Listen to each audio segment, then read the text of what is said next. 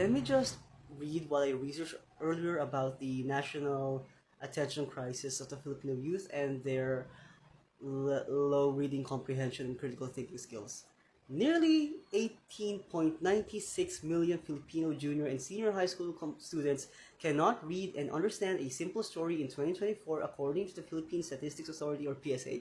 Bro, that's 18 million students who may or can read a simple text but cannot comprehend its meaning. Biology, zoology, Dole Tangere, textbooks provided in the classrooms.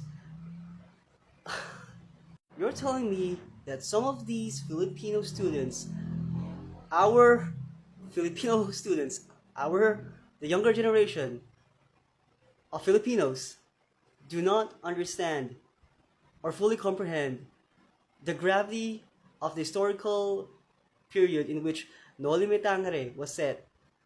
The, the book written by our national hero, Jose Rizal. Do they even know who Jose Rizal is? Do they even know some of our national heroes and what they accomplished? And do they even